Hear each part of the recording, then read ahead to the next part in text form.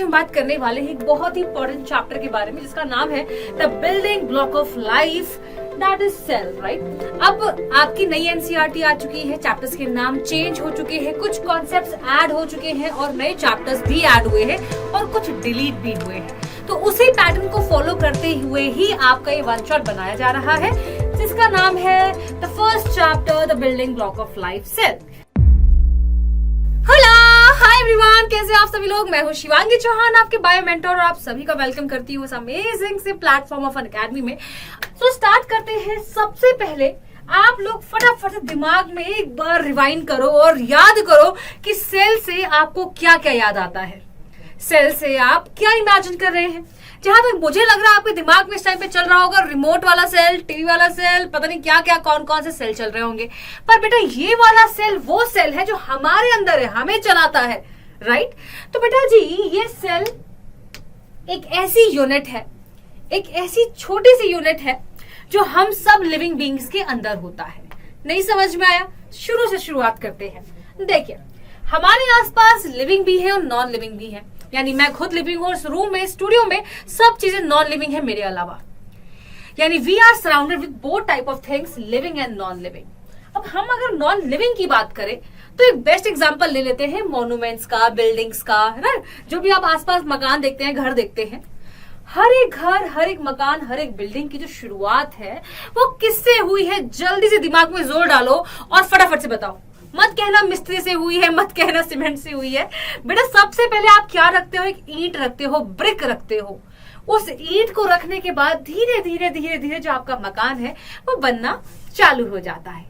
यानी हर एक मकान, हर एक घर, हर एक किसी भी चीज, ये जो आपकी बिल्डिंग्स है, इसकी शुरुआत किसी एक ईंट से हुई होगी। अगर ये ईंट नहीं होता तो आज ये दीवार, आज ये मकान नहीं बनता, करेक्ट। अब मैं इसे कंपेयर करना चाहूंगी हमारे लिविंग बींग्स के साथ।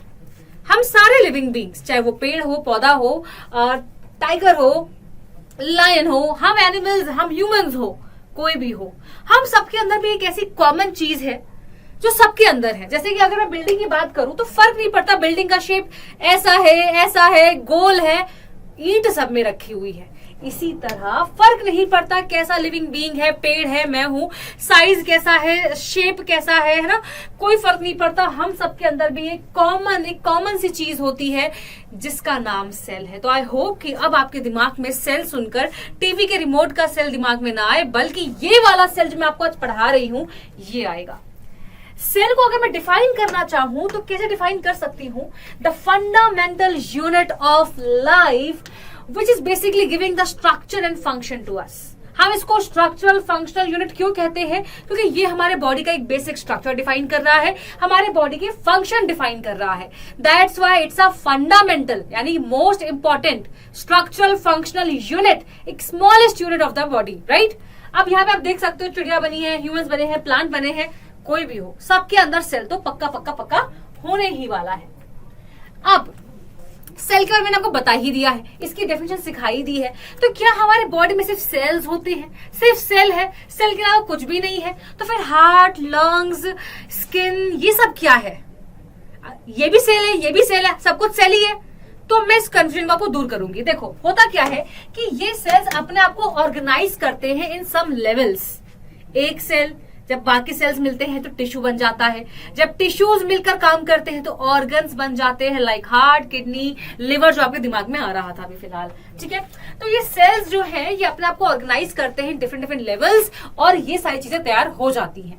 पर अगेन स्टार्टिंग किससे हुई है? एक छोटे से सेल से हुई है। सेल्स का ग्रुप बना जिन्होंने मिलकर एक काम किया तो वो टिश्यूज बना लेते हैं, जो आपका अगला चैप्टर है, टिश्यूज इन एक्शन। देन उसके बाद बात करूं कि सब टिश्यूज अगर मिलके काम करने लग जाते हैं, सारे टिश्यूज मिलके काम कर रहे हैं, तो वो ऑर्गन्स बनाते हैं। हमारे स्टमक में there are different types of tissues working together as a stomach. हमारे हार्ट में there are different different tissues working together as a heart, like heart का जो फंक्शन वो सारे मिलकर करवा रहे हैं, इसीलिए वो सारे ऑर्गन्स के लेवल पे आ जाते हैं। अब जब सारे ऑर्गन्स मिलके काम करते हैं, जैसे कि अगर मैं बात करूं हमारे डाइजेस्टिव सिस्टम के बारे में, अब हमने खाना खाया, माउथ से खाया, नीचे कैसे जा रहा है? हमारे एलिमेंट्री कैनाल से, फिर स्टमक आ रहा है, फिर इंटेस्टाइन्स आ रही है। ये सारे डिफरेंट डिफरेंट ऑर्गन्स हैं जो मिलकर डाइजेस्टिव सिस्टम बना रहे हैं, जो आप क्लास 10th में पढ़ने वाले हैं life processes and other chapters में। यानी we have multiple systems, respiratory system, digestive system, circulatory system, skeletal system, muscular system, reproductive system, excretory system, और कुछ छूट रहा है तो वो आप मुझे बताएंगे कमेंट सेक्शन में। ठीक है, हो गया बात, सबको समझ में आ गया कि सेल ने हमारी बॉडी को स्टार्ट किया है, लेकिन सेल्स अकेले नहीं है, वो मिलजुल कर कुछ कुछ लेवल्स ऑफ ऑर्गेनाइजेशन बना रहे हैं, और ये सिर्फ लिविंग बींग्स में ही एग्जिस्ट कर सकता है। कोई भी नॉन लिविंग थिंग ऐसी नहीं है जहां पे आपको ये सब सुनने को मिलेगा, cell, tissue, organs, nothing. We have all this things and systems. ठीक है जी, तो आई थिंक यहां से आपको एक बेसिक क्लैरिटी तो आ चुकी है कि सेल क्या होता है। पर आपको क्या लगता है कि सेल के बारे में क्या किसी को कोई सपना आया होगा? कैसे मालूम चला होगा उस पहले इंसान को कि व्हाट इज सेल, सेल है क्या? तो बेटा जी, वो पहले इंसान आपके थे रॉबर्ट हुक। सपना नहीं आया था उनको।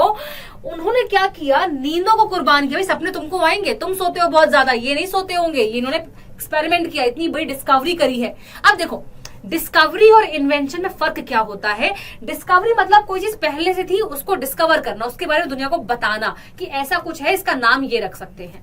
इन्वेंशन का मतलब है कुछ बना डालना। जैसे मोबाइल पहले से नहीं था, ये डिस्कवरी नहीं है, इसको बनाया है। तो कुछ चीजें बनाई है, वो इन्वेंशन है। जो पहले से थी उनके बारे में बताया है, दैट इज डिस्कवरी। तो मैं यहाँ पे वर्ड यूज करूंगी discovery. Don't ever write invention of the cell was done by him, no.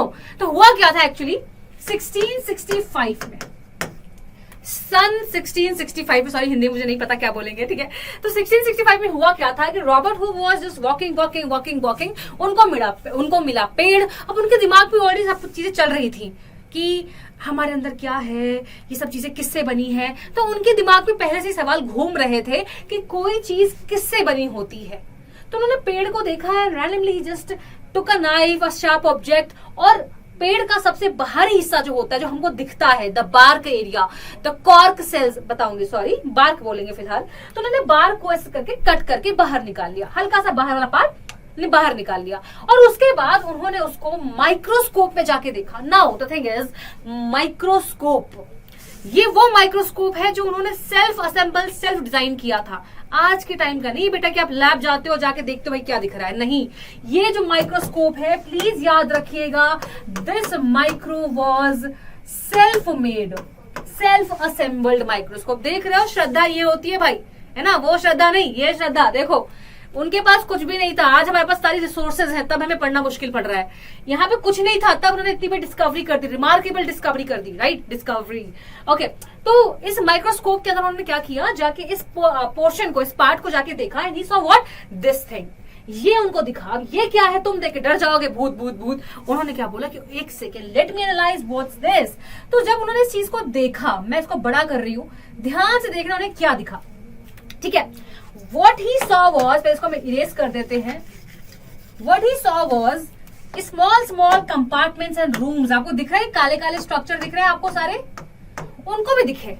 उन्होंने क्या बोला कि ये छोटे छोटे कमरे जैसे क्यों लग रहे हैं, like a small close room, a compartment, और बहुत सारे। तो उन्होंने क्या किया, इसको कंपेयर कर लिया विद हनीकॉम्ब लाइक स्ट्रक्चर। मधुमक्खी का छत्ता भी तो ऐसा दिखता है, बहुत सारे उसमें छेद होते हैं। तो उनको दिमाग में वही आया। एंड कुछ टाइम पहले उन्होंने जेल जो होती है ना, जैसे हमारे यहाँ जेल बोलते हैं, फॉरेन में सेल्स बोलते हैं, सुना होगा आपने, है ना। हमारा कैदी नंबर ये होता है, वहां पे सेल नंबर ये होता है। तो सेल, उनको याद था कि वो कहीं गए थे ऐसी किसी लाइक जेल वेल में, लाइक वहां पे उनको रूम्स को सेल बोलते हैं, ये भी उनके दिमाग में चल रहा था। तो उन्होंने क्या किया, इसका नाम क्या रख दिया, इसका नाम सेल रख दिया। क्या रख दिया इसका नाम सेल रख दिया। अब सेल वर्ड आया कहां से है, तो सेल वर्ड आया है सेल्यूले वर्ड से। कहां से आया जी, सेल्यूले वर्ड से आया है। मतलब ये जो नाम उन्होंने सेल रखा पहली बार, ये एक्चुअली सेल्यूले वर्ड से बना हुआ है। इसका मतलब होता है लिटिल रूम्स।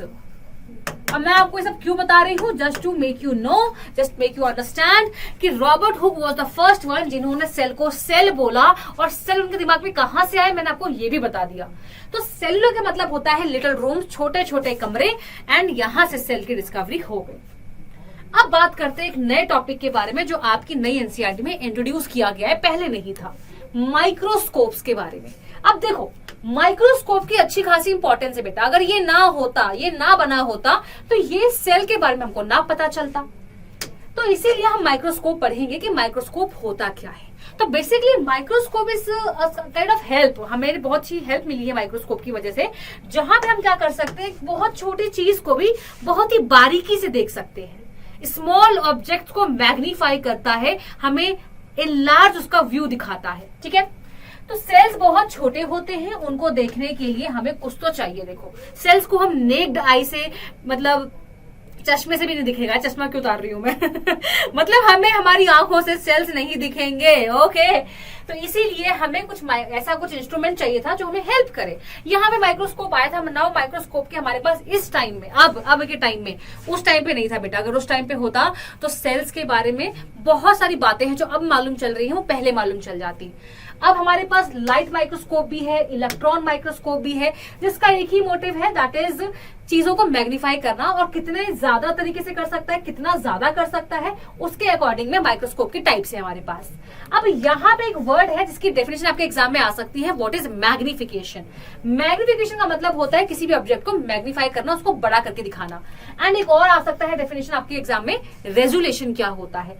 तो माइक्रोस्कोप का रेजोल्यूशन का मतलब ये है कि किसी भी दो पास वाले पॉइंट को बहुत ही क्लियरली दिखाना। अब फॉर एग्जांपल सेल इतना छोटा है, अब सेल के अंदर वाली चीजें तो और छोटी होंगी, तो ऐसा माइक्रोस्कोप होना चाहिए जो बहुत ही क्लियरली दो चीजों के बीच में एक डिस्टिंक्ट डिस्टेंस दिखाए और क्लियरली हम उनके स्ट्रक्चर्स को देख पाए। फॉर एग्जांपल हमें पता है माइटोकॉन्ड्रिया कैसा दिखता है, हमें पता है गोल्जी बॉडीज कैसे दिखती हैं, जबकि इतनी छोटी होंगी कि साथ साथ में बिल्कुल चिपकी चिपकी दिख रही होंगी, पर हमें अगेन इनका स्ट्रक्चर पता है। यानी it's a ability to see two close points as distinct, अलग अलग उनको बहुत ही बखूबी तरीके से देखना, दैट इज कॉल्ड रेजोल्यूशन। ठीक है, ओके। नाउ अब हमने सिर्फ अभी तक क्या डिस्कवरी पढ़ी है, सेल की डिस्कवरी, कि सबसे पहले सेल को सेल किसने बोला, सेल को सबसे पहले बार किसने देखा। पर मैं आपको यह बता दूं एक बहुत इंपॉर्टेंट पॉइंट, कि जो सेल रॉबर्ट हुक जी ने देखा था, that was a dead cell, क्योंकि जिस पार्ट से उस सेल को निकाला गया था वो इलाका ही डेड सेल्स का होता है। That is basically cork cells, cork cells बोलते हैं उनको, कॉर्क CORK, कॉर्क सेल्स। तो ये जो सेल्स होते हैं डेड होते हैं, बाहरी तरफ होते हैं किसी भी पेड़ के, प्लांट के, राइट। तो डेड सेल की discovery was done by Robert Hooke. तो सवाल आता है लिविंग सेल का डिस्कवरी किसने किया, तो इट वाज डन बाय लेवेनहुक। आप बहुत आराम से याद कर सकते हैं, लिविंग सेल लेवेनहुक। ठीक है, तो 1674 में ही has done this remarkable discovery. Then आते हैं रॉबर्ट ब्राउन। पर एक चीज नोटिस करना, 1665 1674 इनमें कम डिफरेंस है, पर 16 से सीधा 18 आ गया, लगभग 150 साल का डिफरेंस। और ये डिफरेंस आया है because of lack of technical advancements. यानी जब माइक्रोस्कोप एडवांस हो गए, साइंटिस्ट को जब मालूम चला कि नाउ इट्स पॉसिबल कि हम हाई रेजोल्यूशन के साथ चीजों को देख सकते हैं, मैग्नीफाई कर सकते हैं, तो उन्होंने वापस से सेल वाला कॉन्सेप्ट खोला और उसके अंदर की दुनिया देखी। तो सबसे पहले रॉबर्ट ब्राउन ने क्या किया, 1831 में न्यूक्लियस को देखा और उसके बारे में बताया। परकिंसे जी ने क्या किया, 1839 में he told about protoplasm. What is protoplasm, ये आता है बेटा, परकिंसे जी के बारे में पूछ लेते हैं। तो परकिंसे वाज द वन जिन्होंने प्रोटोप्लाज्म डिस्कवर किया था, व्हिच मींस सेल का living part, cytoplasm plus nucleus. अभी पढ़ाऊंगी तो आपको मालूम चलेगा। ठीक है, देन शीलन एंड स्वान ही एंड वर्चॉइन को मैं साथ में काउंट करूंगी, वाई, क्योंकि इन्होंने मिलकर सेल थ्योरी दी थी। इसको हम डिटेल में पढ़ेंगे। What is a cell theory. Cell theory का मतलब होता है एक ऐसी थ्योरी जो सेल के बारे में दी गई है, सेल के बारे में कुछ स्टेटमेंट्स दी गई है ना, कुछ रिमार्क किया गया है, उसको करने में 3 साइंटिस्ट का रोल था। वाई 3, देखो ये चीज सबसे पहले स्टार्ट की थी शील्डन ने। शील्डन ने क्या किया, ही वॉज एक्चुअली बॉटनिस्ट, ये पेड़ों की स्टडी करते हैं। तो इन्होंने क्या किया, पेड़ों के लिए, प्लांट्स के लिए ही मेड अ स्टेटमेंट कि सारे प्लांट्स सेल से बने होते हैं। जिस तरह रॉबर्ट हुक ने सेल को देखा था, वैसे ही हर एक प्लांट में सेल होता है। तो उन्होंने एक स्टेटमेंट दे दी कि cells are present in all living plants. अब ये कहां से पीछे छूट जाए, इन्होंने 1 साल बाद यही सेम स्टेटमेंट एनिमल्स के लिए दे दी। तो Schwann is basically Schwann scientist जो थे वो जुओलॉजिस्ट थे, एनिमल्स की स्टडी करते थे। तो उन्होंने सेम जो वो था स्टेटमेंट, वो एनिमल्स के लिए भी प्रूफ कर दिया कि एनिमल्स में भी सेल्स होते हैं। अब इन दोनों के स्टेटमेंट को कंबाइन कर दिया, मिला दिया। भाई दोनों एक ही बात बोल रहे हैं कि लिविंग बींग्स में सेल्स होते हैं। तो इसमें प्लांट्स हो, एनिमल्स हो, बैक्टीरिया हो, कोई भी हो, ये स्टेटमेंट कॉमन कर दी कि कोई भी लिविंग ऑर्गेनिज्म हो, सबके अंदर सेल्स होते हैं। दूसरा स्टेटमेंट था सेल की डेफिनेशन, कि भाई सेल का डेफिनेशन क्या है, structural function unit of the living organism. बात करते हैं थर्ड स्टेटमेंट की, इसकी अपनी एक हिस्ट्री है। हुआ क्या कि जब ये दो स्टेटमेंट्स आ गई तो कुछ साइंटिस्ट ने कहा कि नहीं नहीं नहीं नहीं, हम तो नहीं एक्सेप्ट करेंगे, क्योंकि तुमने तो बताया ही नहीं कि ये सेल्स आ कहां से रहे। तुमने तो ये बोल दिया कि टंकी के अंदर पानी है, पर ये नहीं बताया पानी आ कहां से रहा है। मतलब you have told, like you have just narrated and proved कि हर एक लिविंग ऑर्गेनिज्म में सेल होता है, पर ये सेल आया कहां से और नए सेल्स कैसे बन रहे हैं, ये कौन बताएगा। तो इस चीज का सॉल्यूशन लेकर आए थर्ड साइंटिस्ट रुडोल्फ वर्चॉप, जिन्होंने बोला कि सेल्स ना पिछले सेल से आ रहे हैं, यानी जब एक सेल डिवाइड करता है तो नए सेल बन जाते हैं। हालांकि उन्होंने सेल डिवीजन का कोई नाम नहीं लिया, कोई कॉन्सेप्ट नहीं दिया, पर उनका इंडिकेशन वही था। बहुत टाइम बाद जाके मालूम चला कि इस प्रोसेस को सेल डिवीजन कहते हैं। ठीक है जी, तो ये था आपका सेल थ्योरी। अब बात करते हैं, पूरा अच्छे से समराइज करते हैं।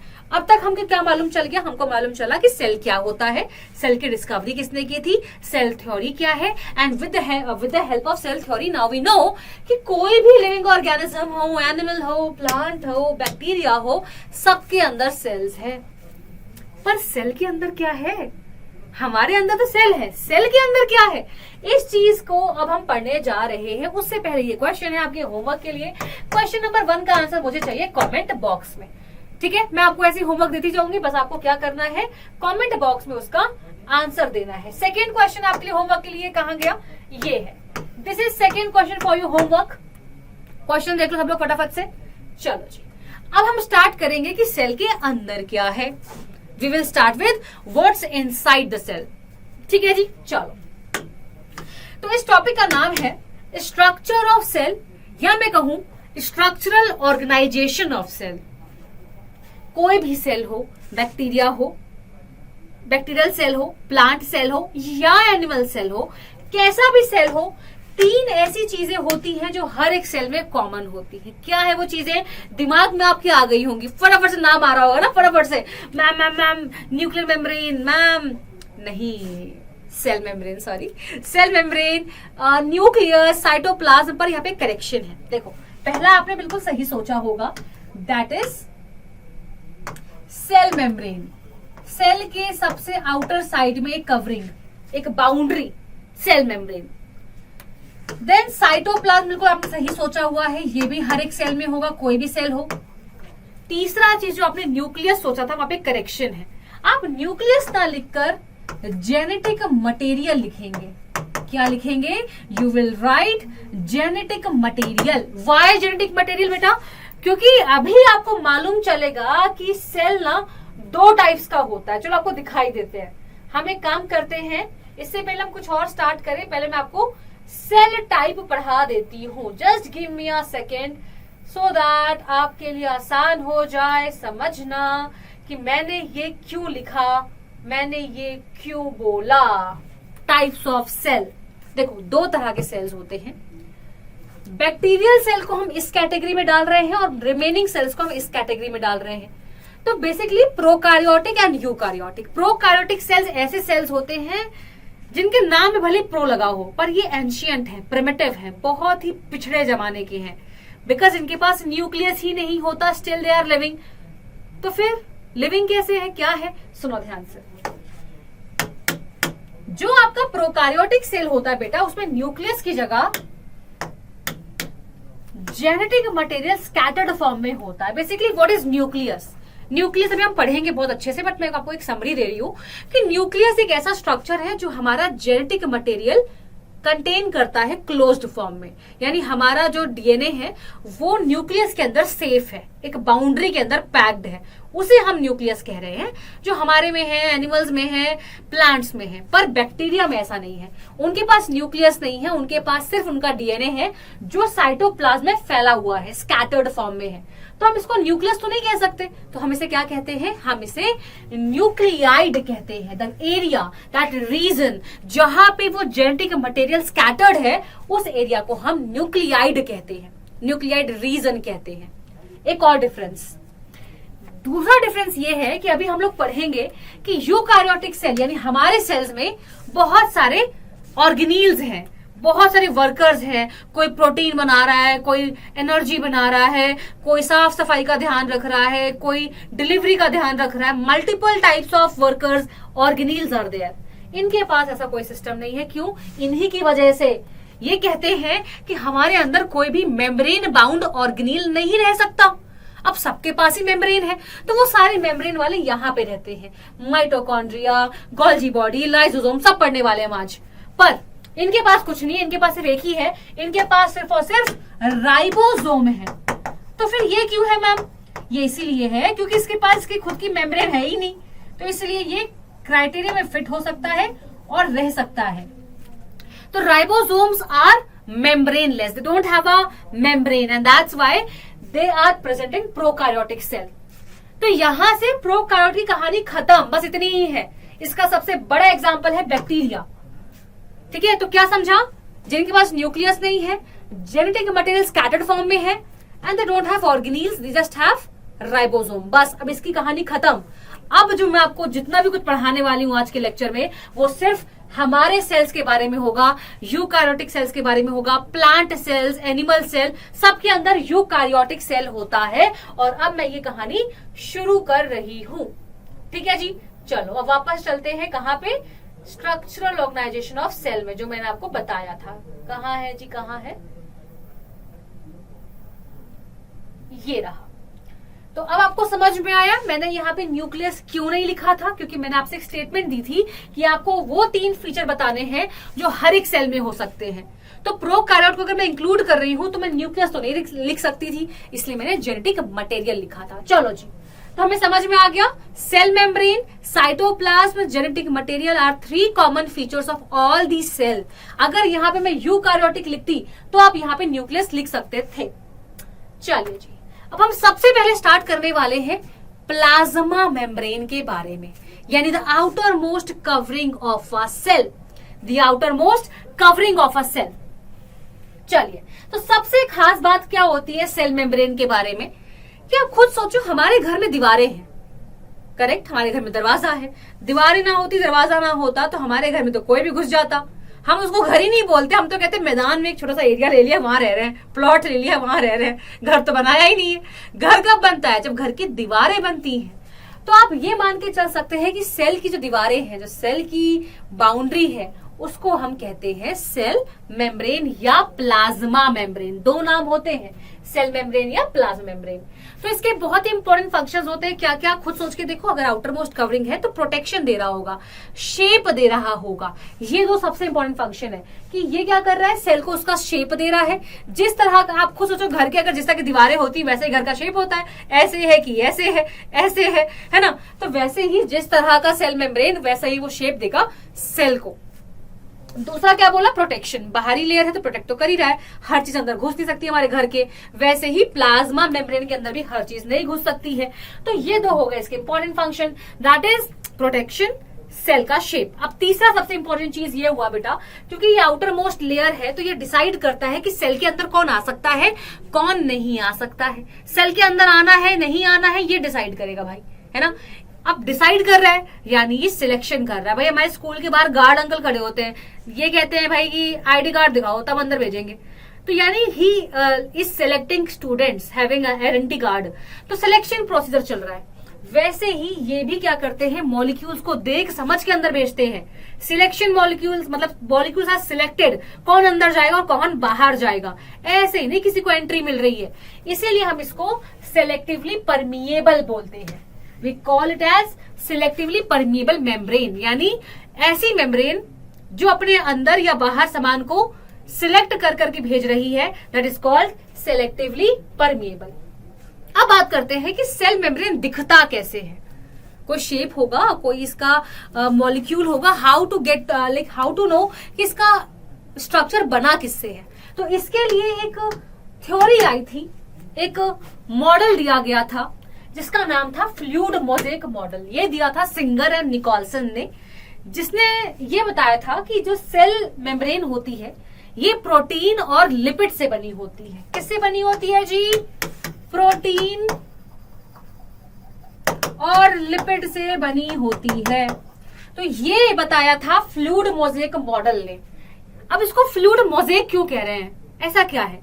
तो इसका मतलब ये है कि जो सेल मेम्ब्रेन होती है ये रिजिड नहीं होती। आपके दिमाग में आ गया होगा कि मैम ने कहा है कि घर की दीवार is equal to cell membrane, तो पक्का ये भी सॉलिड होगी। नहीं, यहाँ चेंज है।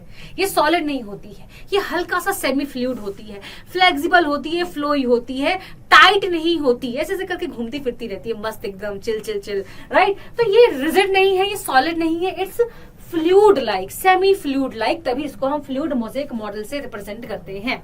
ठीक है, अब इसका स्ट्रक्चर दिखता कैसे, ध्यान से देखिएगा। यहाँ पे प्लाज्मा मेम्ब्रेन के स्ट्रक्चर में लिपिड की 2 लेयर होती हैं। आप देख सकते हैं यहाँ पे लिपिड की 2 लेयर है, first layer and second layer, इसीलिए हम इसको कहते हैं लिपिड बाइलेयर। लिपिड की 2 लेयर, लिपिड बाइलेयर। तो लिपिड्स तो हमको मिल गए, प्रोटीन्स कहाँ है? तो प्रोटीन्स बेटा जी होते हैं 2 जगह, एक बाहर के साइड में लगे होते हैं, एक अंदर साइड की तरफ होते हैं। तो जो अंदर वाले होते हैं उनको कहते हैं integral. What we call them? Integral. अंदर के साइड में है ना बेटा, इंटरनल पार्ट है, इंटीग्रल प्रोटीन्स। और जो बाहर के साइड में होते हैं उनको हम कहते हैं पेरिफेरल प्रोटीन्स।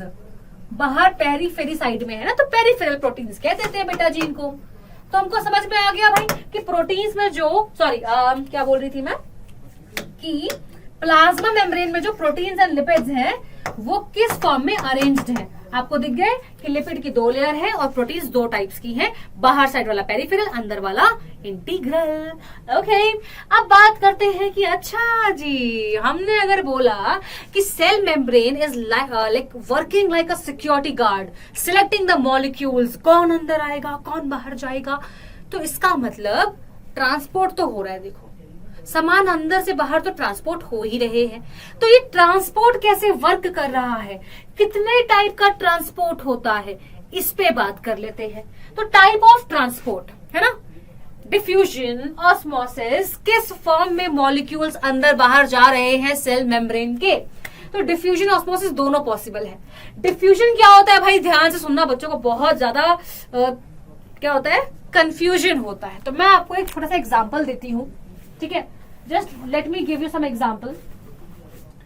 ओके, देखिए मेरे पास अभी एक छोटा सा परफ्यूम है जो कि खत्म हो चुका है, तो आपको दिखेगा नहीं वैसे स्प्रे होता हुआ, पर यस, इससे आप समझ जाएंगे व्हाट आई मीन टू से। देखिए, डिफ्यूजन का मतलब होता है कि हम क्या करते हैं कि मॉलिक्यूल्स जो है वो अपनी ज्यादा वाली जगह से कम की तरफ भागते हैं। तो फॉर एग्जाम्पल, ये परफ्यूम मैंने यहां पे अगर स्प्रे किया, यहां पे अगर मैंने स्प्रे किया, इस जगह यहां स्प्रे किया, तो यहां पे इसके मॉलिक्यूल ज्यादा है और रूम के कॉर्नर्स में कम है, तो ये अपनी ज्यादा वाली जगह से कम की तरफ भागते हैं और इसीलिए कुछ देर बाद इस रूम में अगर कोई होता तो वो बोलता अरे बड़ी खुशबू आ रही है। तो यहाँ पे परफ्यूम जो मैंने स्प्रे किया है वो वहां कैसे पहुंचा, बिकॉज ऑफ डिफ्यूजन। तो डिफ्यूजन का मतलब क्या हुआ, when molecules move from the area of high concentration towards the lower concentration, जहां पे ज्यादा मॉलिक्यूल्स हैं वहां से ट्रैवल कर रहे हैं कम वाले मॉलिक्यूल्स की तरफ, इसे बोलते हैं डिफ्यूजन। अब ये सॉलिड भी कर सकते हैं, गैसेस भी कर सकते हैं, लिक्विड मॉलिक्यूल्स भी कर सकते हैं। तो ये हमारा सॉर्टेड हो गया। अब ऑस्मोसिस क्या होता है, तो इसकी एक कंडीशन तो सेम है। देखो, एक कंडीशन सेम है, हाई से लो की तरफ जाना, दिस इज कॉमन। फर्क क्या है कि यहां पर सिर्फ और सिर्फ liquid molecules are there. Condition क्या है कि सिर्फ सॉल्वेंट मॉलिक्यूल्स, लिक्विड मॉलिक्यूल्स ही इसे कर सकते हैं, वाटर मॉलिक्यूल्स ही इसे कर सकते हैं, और कोई नहीं कर सकता। तो ये होगा लिक्विड मीडियम में, पानी मीडियम में, सॉल्यूशन मीडियम में। ठीक है, एक और डिफरेंस है, जो भी मॉलिक्यूल हाई से लो की तरफ जाएगा उसको एक दहलीज लागनी पड़ेगी, एक उसको रेखा क्रॉस करनी पड़ेगी। ठीक है, यानी एक बाउंड्री, एक सेमी परमीबल मेम्ब्रेन या सिलेक्टिवली परमीबल मेम्ब्रेन, को भी मेम्ब्रेन होनी चाहिए, कोई भी मेम्ब्रेन होनी चाहिए, उसे क्रॉस करना पड़ता है। अब यहाँ पे इस परफ्यूम के मॉलिक्यूल्स को, इनको कुछ क्रॉस नहीं करना पड़ा, मैंने स्प्रे किया ये भाग गए, पर यहाँ पे होती है मेम्ब्रेन। एग्जाम्पल दू, अरे लाइव एग्जाम्पल, तुमको सबको लाइव नहीं, मतलब you know that very well कि होता क्या है कि लिक्विड में हम क्या करते हैं, रात को किशमिश जो है वो फुलाने को डाल देते हैं, किशमिश डाल देते हैं पानी में, सुबह तक किशमिश फूल जाती है, मोटी हो जाती है, गोलगप्पे जैसी हो जाती है। यानी ऑस्मोसिस हुआ है, जो पानी है वो किशमिश के अंदर गया है, अंदर, यानी प्लाज्मा मेम्ब्रेन क्रॉस की होगी, सेल्स की बाउंड्री क्रॉस की होगी, मेम्ब्रेन क्रॉस की होगी, इसे कहते हैं ऑस्मोसिस। ठीक है जी, क्लियर, डन। अब ऑस्मोसिस की 3 कंडीशन आती है भाई, 3 तरह के सॉल्यूशन होते हैं। मैंने आपको जो भी एग्जांपल दिया किशमिश वाला, वो भी एक टाइप ऑफ सॉल्यूशन था जहां पे सेल्स मोटे हो रहे हैं, तो दैट वाज हाइपोटोनिक सॉल्यूशन। सुनो सुनो सुनो, ध्यान से सुनो, 3 तरह के सॉल्यूशन होते हैं ऑस्मोसिस के लिए। तो पहला होता है हाइपरटोनिक। कैसे समझे? तो हाइपर का मतलब है एक ऐसा सॉल्यूशन जिसमें अगर मैं सेल को डालूं तो सेल पिचक जाता है, कुछ वक्त बाद जो सेल्स हमने डाले हैं सॉल्यूशन में वो पिचक जाएगा। ठीक है, दैट इज हाइपरटोनिक। तो ऐसा क्या हुआ कि वो पिचक गया? तो ऐसा ये हुआ कि उस सेल के अंदर का जो वाटर था वो बाहर निकल गया, यानी यहां पे हुई है एक्सोऑस्मोसिस। ऑस्मोसिस तो हुई है, वाटर का मूवमेंट तो हुआ है, लेकिन आउटसाइड द सेल, तभी we are calling it as exosmosis. Outside the cell the movement is happening. ठीक है, तो पानी है जो सेल के बाहर निकल रहा है, टाए टाए टाए, सेल के बाहर निकल गया तो सेल पतला हो गया, श्रिंक कर गया। तो हाइपरटोनिक सॉल्यूशन में जो सेल है वो श्रिंक करता है, ये आपको पता होना चाहिए, because of exosmosis, that's it. Second है हाइपोटोनिक सॉल्यूशन। हाइपो मतलब हिप्पोपोटामस, ऐसे याद रख सकते हैं, हाइपो मतलब हिप्पोपोटामस, यानी एक ऐसा सॉल्यूशन जिसमें अगर हम सेल को रखते हैं, जैसे कि किशमिश का मुंह फूल गया था, मोटा हो गया था, वैसे ही। तो हाइपोटोनिक मतलब when the cell gains water, यानी यहां पे होगी एंडोऑस्मोसिस, यहां क्या होगी, एंडोऑस्मोसिस होगी, सेल के अंदर पानी जा रहा है, तो सॉल्यूशन में जो वाटर था वो सेल के अंदर एंटर कर रहा है, इस वजह से सेल क्या होगा, स्वेल, मोटा हो जाएगा, जिसको हम टर्जिड भी कहते हैं, टर्जिड हो गया है सेल, मोटा हो गया है सेल, है ना। तो ये वो कंडीशन है हाइपोटोनिक। थर्ड आता है आइसोटोनिक। सेम, आइसो का मतलब ये होता है सेम, यानी सेल सेम रहेगा, there is no net movement of water, there is no endo और एक्सोऑस्मोसिस, इसलिए सेल बिल्कुल सेम टू सेम रहता है। तो आपको अपने एग्जाम में बस यही याद रखना है कि 3 तरह के सॉल्यूशन होते हैं, हाइपर में सेल पतला हो रहा है, हाइपो में मोटा हो रहा है, और आइसो में सेम रह रहा है। ओके, चलिए, तो ये वही डायग्रामेटिक प्रेजेंटेशन है। तो आप देख सकते हैं कि हाइपो में सेल मोटा हो रहा है, हाइपर में पतला हो रहा है, और आइसो में सेम रह रहा है। ठीक है जी, ओके, दिमाग में सवाल तो आ रहा होगा, मैम नोट्स तो बड़े अच्छे लग रहे हैं, कहाँ मिलेंगे? तो मैं at the end of session आपको बता दूंगी नोट्स आपको कहाँ मिलेंगे, भी पढ़ते जाओ, आराम से पढ़ते जाओ। ठीक है, तो ये एक ओवरऑल प्रेजेंटेशन है कि देख सकते हैं आप कि हाइपो में सेल के अंदर पानी जा रहा है, आइसो में सेम टू सेम है, नो इन नो आउट, आप देख सकते हो बराबर चल रहा है, हाइपर में सेल के बाहर पानी जा रहा है। तो वही चीज जो मैंने बताया, that is same. Okay, third homework for you all, this is the third question जिसका आंसर मुझे कॉमेंट सेक्शन में चाहिए। क्वेश्चन रीड कर लो फटाफट से। Then fourth question for the homework, fourth question for the homework. Now let's study about what is passive transport and what is active transport. ध्यान से सुनना, बड़ा आसान है। पैसिव का मतलब जो आपको पढ़ा कर आई हो, जो मैंने आपको बताया अभी, डिफ्यूजन, ऑस्मोसिस, सब पैसिव के अंदर आते हैं। क्यों? क्योंकि पैसिव का मतलब होता है ऐसा ट्रांसपोर्ट जिसमें मॉलिक्यूल्स हाई से लो मूव करते हैं विदाउट यूजिंग एनर्जी। मेरे पास 10 किताबें हैं, आपके पास एक भी नहीं है, लो भाई 1-2 आप ले लो, 1-2 आप ले लो, मैंने बराबर कर दिया, यानी मेरे पास ज्यादा था तो मैं बांट सकती हूँ, नॉर्मल चीज है, क्यों लगानी एनर्जी, बढ़िया काम हो रहा है। तो इट्स अ पैसिव ट्रांसपोर्ट, यानी वो ट्रांसपोर्ट जहां पे डिफ्यूजन ऑस्मोसिस आराम से हो रहा है, हाई से लो में हो रहा है। तो डिफ्यूजन और ऑस्मोसिस दोनों पैसिव के अंदर आते हैं। अब सवाल आता है what is active transport. Active का मतलब होता है, ये देखो भाई लिखा हुआ है, diffusion osmosis under passive transport. So what is active transport? Active का मतलब होता है उल्टा, मेरे पास कुछ भी किताब नहीं है, तुम कह रहे हो मैम किताब दो किताब दो किताब दो, कहां से दूं बेटा, है ही नहीं, ऐसा। यानी अगर कोई मॉलिक्यूल अपनी लो वाली जगह से हाई की तरफ मूव कर रहा है तो एक्टिव। Y active? क्योंकि यहां पे लगेगी एनर्जी, इस काम, इस घोर अनर्थ को करवाने के लिए एनर्जी लगेगी ना भाई, एटीपी लगेगी। तो जब भी एनर्जी लगती है मॉलिक्यूल्स को उसकी कम वाली जगह से ज्यादा की तरफ लेके जाने में, that is called active transport. Example है ग्लूकोज, सबसे बढ़िया एग्जाम्पल। अब देखो हमारे लिए ना ग्लूकोज बहुत इंपॉर्टेंट है, हमारे बॉडी में जो एनर्जी बन रही है वो ग्लूकोज से ही बन रही है। तो ग्लूकोज कहीं भी दिखते हैं सेल मांग लेता है, मेरे को दे, मेरे को दे, मेरे को दे। अरे तेरे पास तो 10 है पहले से, तो क्या हुआ, एक और दे। बात समझ में आई? यानी अगर सेल के अंदर पहले से ही 4 ग्लूकोज है, एक बाहर दिखेगा उसको बुला लेगा, आ जा। यानी लो कंडीशन से ग्लूकोज कहाँ जा रहा है, अपनी हाई कंडीशन वाली जगह पे। तो उल्टा काम हो रहा है ना, तो इसको करवाने के लिए एटीपी लग जाएगी and that's it, simple sorted.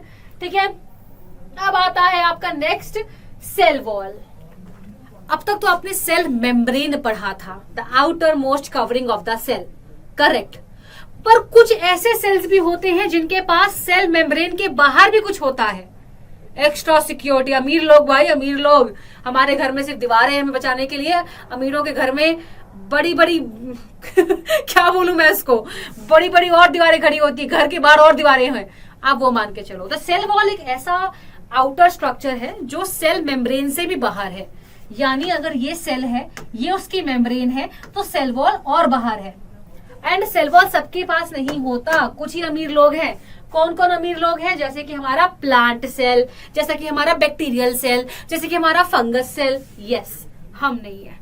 Animal cells में सेल वॉल नहीं होती, याद रखना।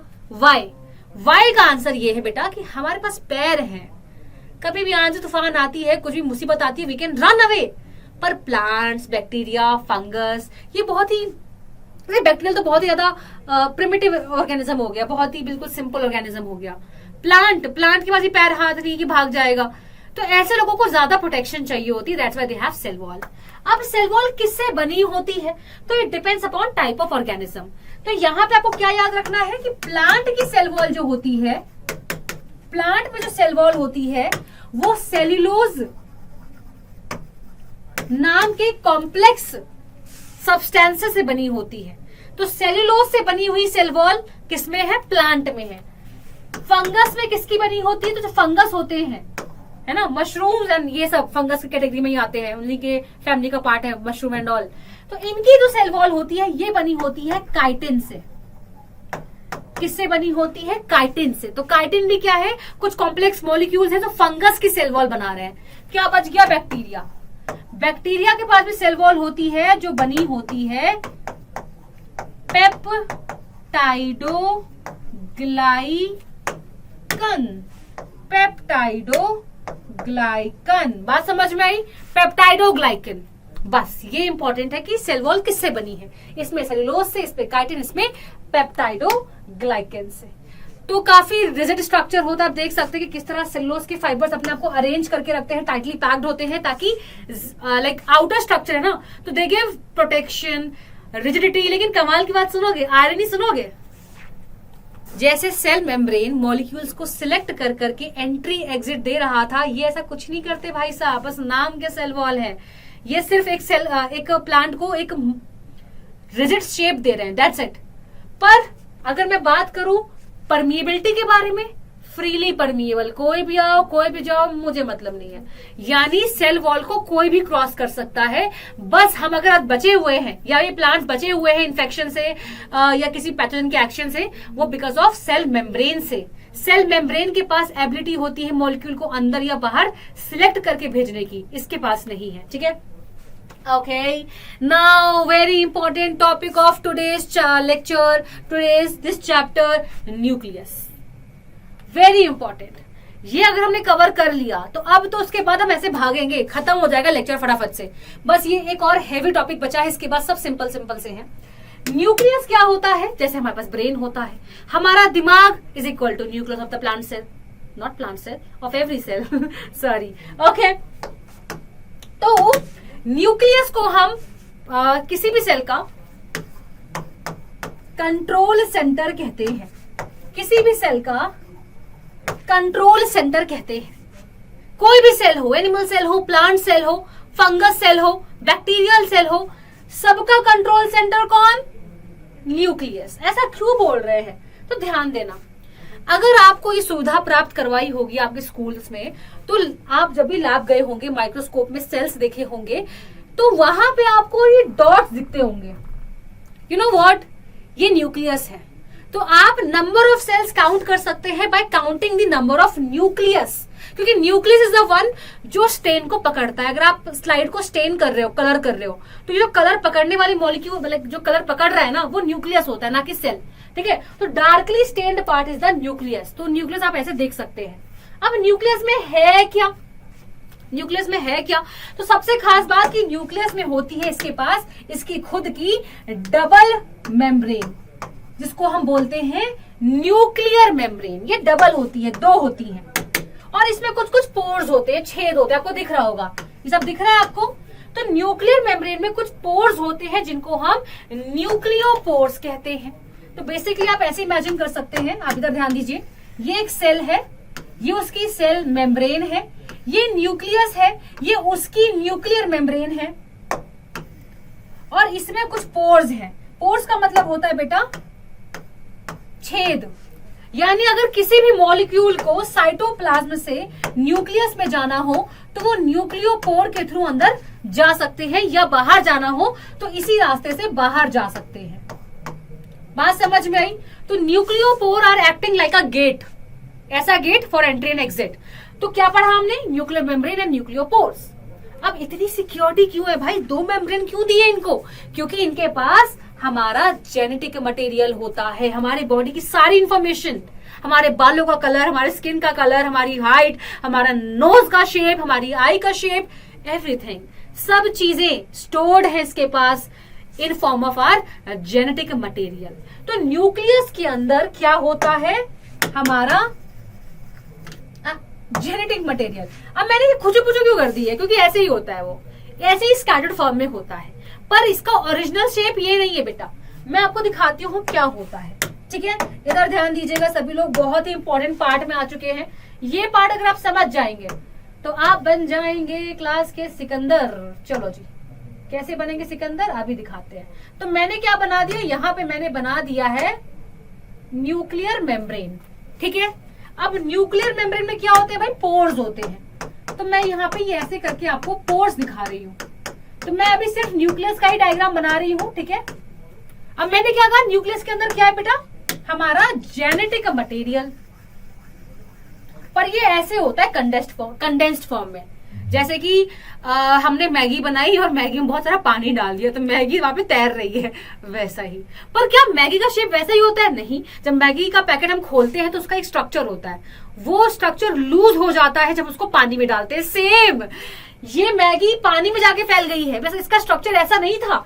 ये अपने ओरिजिनल स्ट्रक्चर में कब आता है?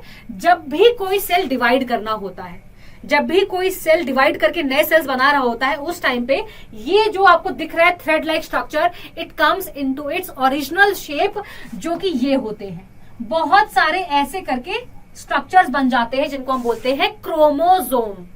ठीक है जी, तो ये जो थ्रेड्स है अपने आप को क्रोमोसोम के फॉर्म में अरेंज कर लेते हैं ड्यूरिंग सेल डिवीजन।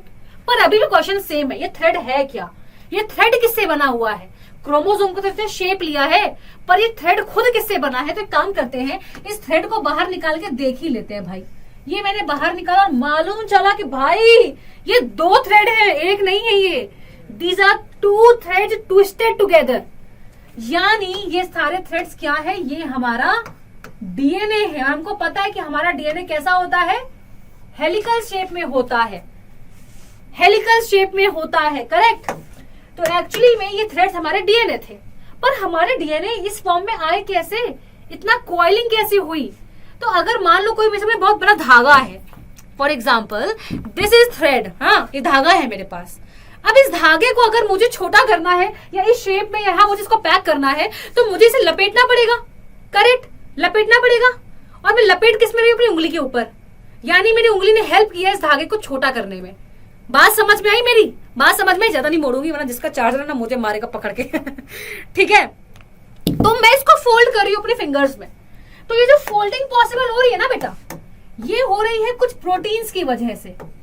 तो यहां पर इन प्रोटीन्स के अराउंड डीएनए ने अपने आप को फोल्ड किया है ताकि वो अपने आप को इस फॉर्म में पैक कर सके। यानी इसमें कुछ प्रोटीन्स हैं जिन्होंने डीएनए को कॉइल होने में हेल्प किया है। इन प्रोटीन्स का नाम क्या है? इन प्रोटीन्स का नाम है हिस्टोन्स। हिस्टोन्स। और ये क्या था? हमारा डीएनए था। ये हमारा क्रोमोसोम है। तो फिर ये धागा ये क्या है, ये धागे क्या है? क्योंकि आप समझ गए ना ये बात कि ये धागा और ये धागा सेम है।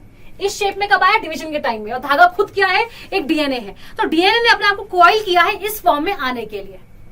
तो हम इसको क्या बोल सकते हैं? दिस पार्ट या this part, this is chromatin. These are chromatin fibres, which means कि जब कोई डीएनए अपने आप को प्रोटीन मॉलिक्यूल, हिस्टोन मॉलिक्यूल के अराउंड रैप करता है तो मोती का हार जैसा बन जाता है। इस मोती के हार को ही हम क्रोमैटिन फाइबर कहते हैं। That's it. तो ये था आपका पूरा कि किस तरह डीएनए पैक हो रहा है।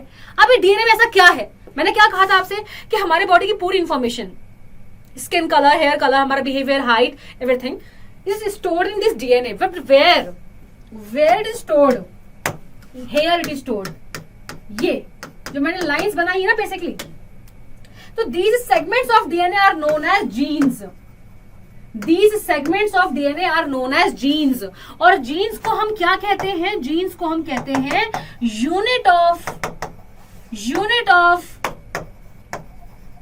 इनहेरिटेंस, which means ये वही जीन्स है जो हमें हमारे पेरेंट्स से मिले हैं।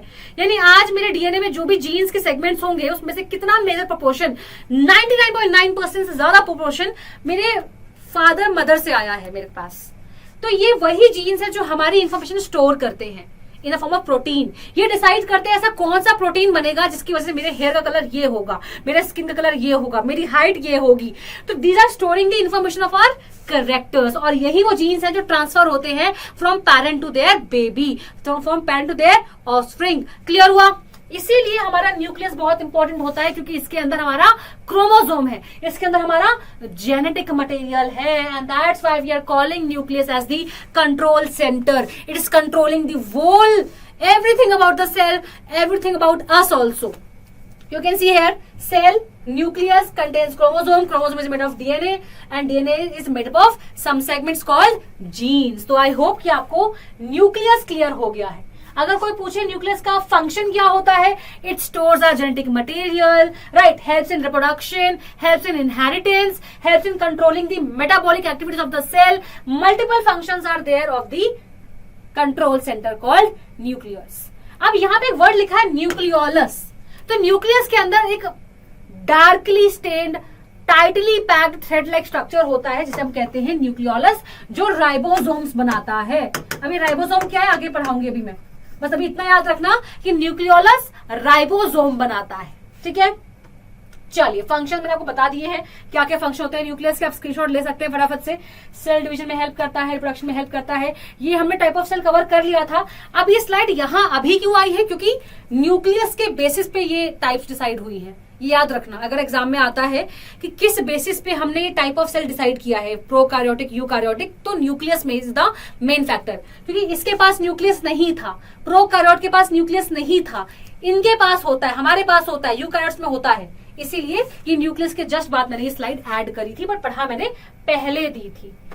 Okay guys, now we are starting with चुटपुट parts, which means कि जितने भी इस चैप्टर के हेवी टॉपिक्स थे, the most heavy टॉपिक्स, वो हमने डन कर लिया है। अब ऐसा है कि बिल्कुल फटाफट से पढ़ेंगे, दिमाग में जाता रहेगा। ठीक है, हम स्टार्ट कर रहे हैं साइटोप्लाज्म के साथ।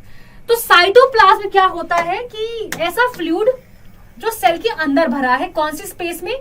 प्लाज्मा मेम्ब्रेन और न्यूक्लियर मेम्ब्रेन के बीच वाली स्पेस में भरा हुआ फ्लूइड जो है इज कॉल्ड साइटोप्लाज्म। समझना इस बात को, सेल मेम्ब्रेन और न्यूक्लियर मेम्ब्रेन के बीच की जो खाली जगह है वहां पे भरा फ्लूइड इज कॉल्ड साइटोप्लाज्म। अब साइटोप्लाज्म में बहुत सारे ऑर्गेनील्स होते हैं।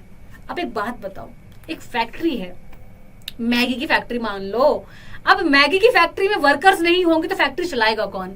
वैसे ही हमारा सेल भी एक फैक्ट्री है, और उस सेल को चलाने के लिए हम क्यों कह रहे हैं कि cell is a functional structural unit of our body, यानी इतनी बड़ी हमने इसको डेजिग्नेशन दिया है तो कुछ तो ऐसा उसके अंदर है जो वो काम कर रहा है।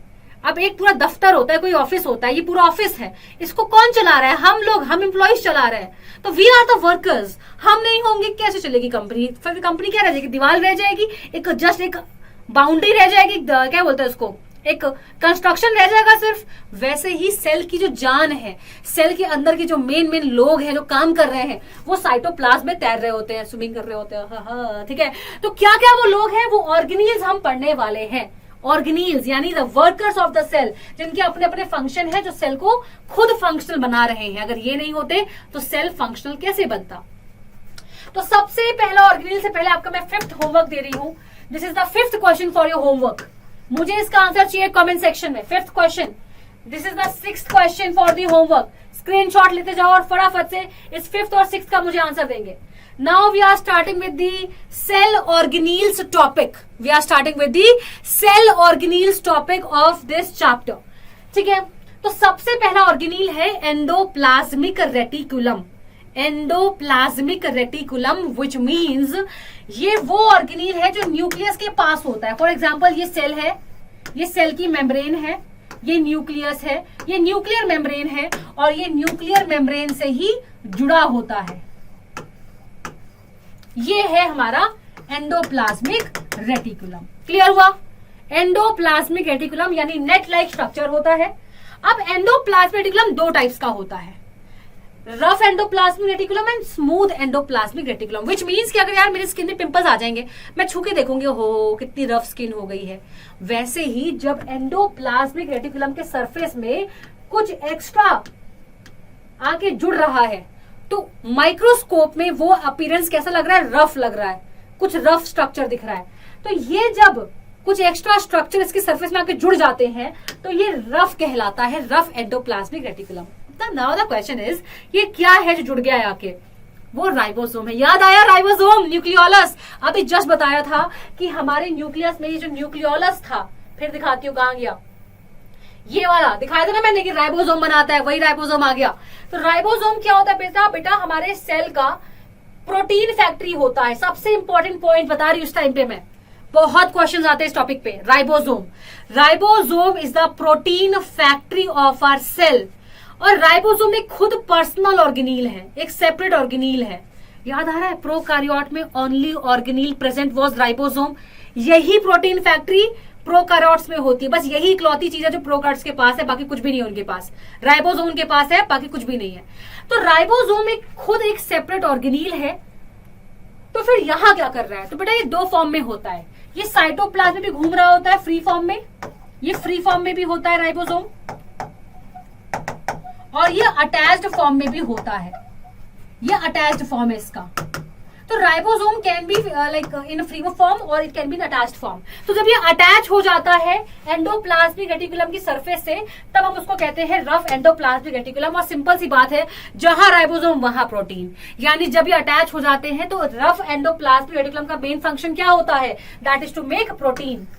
तो अगर आपसे कोई फंक्शन पूछे what is the role of endoplasmic reticulum, तो it depends upon its type. अगर वो RER है तो वो प्रोटीन बनाएगा, और अगर वो SER है यानी smooth endoplasmic reticulum which does not have ribosome it surface, जिसके सरफेस राइबोसोम नहीं है, तो वो प्रोटीन तो नहीं बनाएगा। फिर वो क्या करेगा, वो फैट्स यानी कि लिपिड्स बनाएगा। तो खुद देखो, यहां बन रहे हैं प्रोटीन, यहां बन रहे हैं लिपिड। और हमको याद आ रहा है कि प्लाज्मा मेम्ब्रेन में लिपिड और प्रोटीन दोनों चाहिए होते हैं। याद आया, फ्लूइड मोज़ेक मॉडल अभी पढ़ाया था। तो वहां पे लिपिड और प्रोटीन दोनों से ही हमारी प्लाज्मा मेम्ब्रेन बनती है। यू कैन सी हियर कि यहाँ पे प्रोटीन बन रहा है, यहाँ पे लिपिड बन रहा है। यानी आई कैन से कि endoplasmic reticulum together can form plasma membrane. It can synthesise plasma membrane. क्यों? क्योंकि प्रोटीन लिपिड जहां से चाहिए वो खुद बना रहा है, लिपिड्स बना रहा है, प्रोटीन्स बना रहा है, तो ये भी बना सकता है। दूसरा फंक्शन, तो एक तो ये फंक्शन हो गया। दूसरा इंपॉर्टेंट फंक्शन इज कि ये डिटॉक्सिफिकेशन में भी हेल्प करता है, और ये क्वेश्चन एग्जाम में आता है। SER का दूसरा काम होता है डिटॉक्सिफिकेशन करना, जो कि लिवर में होता है। लिवर में हमारा डिटॉक्सिफिकेशन ज्यादा इसीलिए होता है क्योंकि वहां के सेल्स में SER ज्यादा होता है। तो दूसरा काम क्या है कि कोई भी हार्मफुल या टॉक्सिक सब्सटेंस हमारी बॉडी में है तो उसको डिटॉक्सिफाई करना, उसको नॉर्मलाइज करना, उसे टॉक्सिसिटी उसकी हटाना, रिमूव करना। ठीक है, ओके, ये हो गया हमारा। Now the next organelle is Golgi apparatus या Golgi complex या Golgi bodies, तीन नाम है, कुछ भी याद कर लो। Golgi is the main one। अब इसका नाम Golgi क्यों पड़ा? तो बेटा एक साइंटिस्ट है जिनका नाम है कमाइलो Golgi, उनके ही सरनेम पे इसका नाम रखा। क्यों? क्योंकि उन्होंने खुद डिस्कवर किया था इसको। ठीक है, Golgi बॉडी क्या करता है, एक सिंपल सी बात बताऊंगी। आप खुद देखना और समझना। ये हमारा सेल, ये उसकी सेल मेम्ब्रेन, ये न्यूक्लियस, ये उसकी मेम्ब्रेन। इससे जुड़ा हुआ कौन है? Endoplasmic reticulum. इसने क्या बनाया? प्रोटीन्स और लिपिड्स बनाए। तो प्रोटीन्स और लिपिड जब बन जाएंगे ना, तो ये कहाँ जाएंगे? ये जाएंगे हमारे गोल्जी बॉडीज के पास। क्यों जाएंगे गोल्जी बॉडीज के पास? क्योंकि गोल्जी बॉडी डिलीवरी बॉय है ना भाई। जो हम खाना ऑर्डर करते हैं, खाना ऑर्डर करने के लिए, है ना, जो हमारा डिलीवरी बॉय आता है हमारे घर में हमें खाना देने के लिए, पैक करके बढ़िया अच्छे से लेकर आता है, तो गोल्जी बॉडी वही है कि जो प्रोटीन्स और लिपिड्स एंडोप्लाज्मिक रेटिकुलम बना रहा है, उसको पैक करने का काम, उसको स्टोर करने का काम, उसको मॉडिफाई करने का काम, कुछ कमी बेसी हो पूरी करना मॉडिफिकेशन कहते हैं उसको, और उसको डिलीवर करने का काम गोल्जी बॉडीज करते हैं। तो ये हमेशा एंडोप्लाज्मिक रेटिकुलम के पास में होते हैं, nearby endoplasmic reticulum. Why? Because जो भी सामान एंडोप्लाज्मिक रेटिकुलम बना रहा है, प्रोटीन्स बना रहा है, लिपिड्स बना रहा है, वो इसी के पास आता है कि भाई मैं आ गया हूं, जल्दी जल्दी मुझे पैक कर दो, कुछ कमी बेची है तो पूरी कर दो और मुझे भेज दो जहां जहां मुझे जाना है। ठीक है, तो इसीलिए हम गोल्जी बॉडी को ट्रैफिक पुलिस भी कहते हैं। Why we called as traffic police? क्योंकि ये क्या कर रहा है? ट्रैफिक मैनेज कर रहा है भाई। जो सामान आ रहा है इसके पास, इसको वो उसकी जगह पे पहुंचा रहा है जहां जहां इसकी रिक्वायरमेंट है। फॉर एग्जाम्पल प्लाज्मा मेम्ब्रेन, क्योंकि प्लाज्मा मेम्ब्रेन को बनाने के लिए प्रोटीन और लिपिड दोनों चाहिए, यही तो भिजवा रहे हैं भाई साहब। बात समझ में आई? अब एक चीज बहुत ध्यान से सुनना, इसका काम क्या है? पैकिंग करना। तो ये एक ऐसी पैकिंग बना देता है जिसमें सारे के सारे बहुत ही हाइड्रोलिटिक डाइजेस्टिव एंजाइम पैक हो जाते हैं। देखो प्रोटीन्स कहां से आ रहे हैं? प्रोटीन्स तो आ रहे हैं एंडोप्लाज्मिक रेटिकुलम से। कौन से वाले से? RER से, रफ एंडोप्लाज्मिक रेटिकुलम।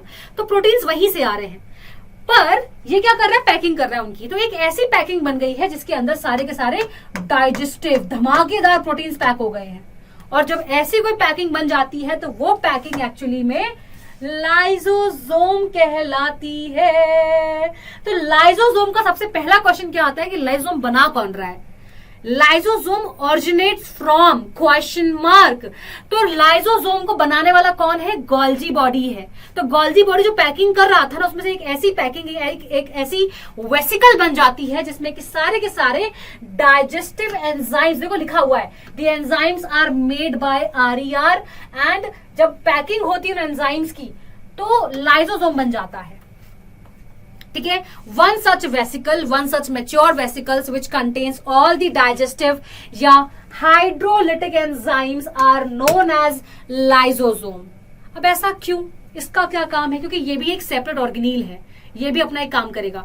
जैसे एंडोप्लाज्मिक रेटिकुलम था, जैसे गोल्जी बॉडी था, वैसे ही लाइसोसोम भी एक सेपरेट ऑर्गेनील है जिसको बनाया गोल्जी बॉडी ने है, पर इसका काम डिफरेंट है। क्या काम है इसका? ये क्या करता है? अपना अपनी खूबी का फायदा उठाता है। अब इसको पता है कि मेरे अंदर सबके सब धमाकेदार प्रोटीन्स हैं, मेरे अंदर जो भी आएगा वो जलकर खाक हो जाएगा या खत्म हो जाएगा। तो ये क्या करता है? सेल की क्लीनिंग करता है। सेल का कोई भी पार्ट डैमेज हो गया है, खराब हो गया है, बुढ़ा हो गया है, मर गया है, तो वो पार्ट को ये डाइजेस्ट करके खत्म कर देता है। तो वो पार्ट इसके अंदर आता है और चूर चूर हो जाता है। इसीलिए lysosome is working like a what? It's cleaner of the cell. Cell को क्लीन करके रख रहा है, सब चीजों को डाइजेस्ट, जो भी चीजें खराब हैं, जो भी सेल का पार्ट खराब है, काम का नहीं है, ये तो लिखा हुआ है। They remove worn out cellular organelles and remove all the organic debris। कुछ भी खराब चीजें हैं इसको भी वो खत्म कर रहा है, अपने अंदर बुलाकर तहस नहस करके फिनिश कर रहा है। पर नहीं, बात यही नहीं खत्म होती।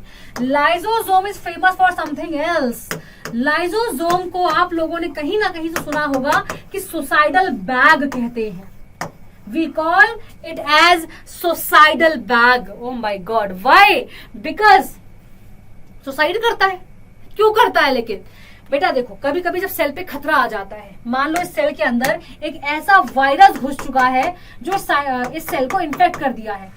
अब ये सेल खुद क्या बन चुका है? उस वायरस का हब बन चुका है। इसके अंदर सिर्फ वायरस इन्फेक्शन है, तो अब ये सेल बाकी सेल्स को भी इन्फेक्ट कर सकता है ना, क्योंकि इसके अंदर वायरस आ चुका है, समहाउ एंटर कर गया। प्लाज्मा मेम्ब्रेन थी पर कुछ गलती भूल चूक हुई, अंदर आ गया, इन्फेक्ट कर दिया। अब ये सेल खुद एक क्या है? इन्फेक्टेड सेल है, बाकियों को इन्फेक्ट करेगा। तो इसीलिए ऐसे केस में लाइसोसोम क्या करता है? खुद को ही बस्ट कर लेता है, खुद को ही फोड़ देता है, जिससे कि उसके अंदर के सारे एंजाइम पूरे सेल में फैल जाते हैं और सारे सेल के सारे ऑर्गेनेल्स को ही खत्म कर देते हैं, पूरा सेल ही खत्म कर देते हैं। अब सेल खत्म तो बाकी सेल तो बच गए। तो यहाँ पे इसने कुर्बानी दी है, सुसाइड किया है, ऑटोफेजी करी है to prevent other cells from the virus और सम इन्फेक्शन, राइट। तो ये ऑटोलिसिस करता है, खुद को ही खत्म कर देता है in case of such kind of emergency situation.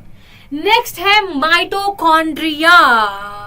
बस हम खत्म ही करने वाले हैं, 10 से 15 मिनट लास्ट और बचे हैं, ठीक है, बस फिनिश ही हो जाएगा।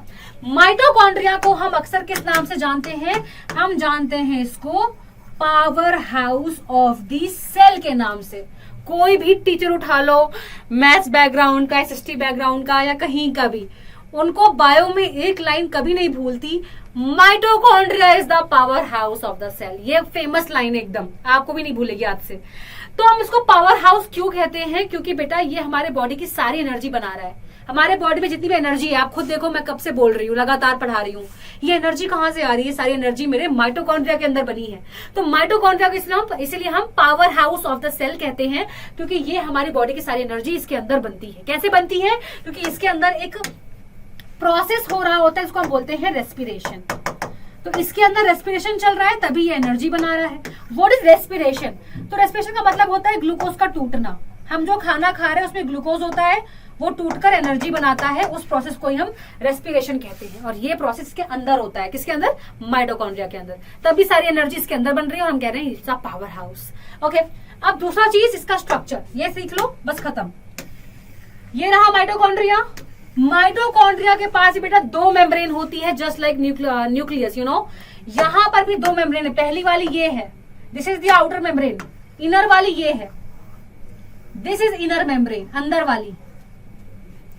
तो mitochondria is just like looking like a hot dog.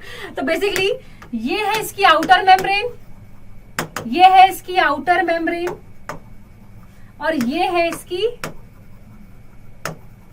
Inner membrane. ठीक है जी, ये सबसे पहला पॉइंट आपको याद रखना है कि इसके पास डबल मेम्ब्रेन होती हैं, दो मेम्ब्रेन होती हैं।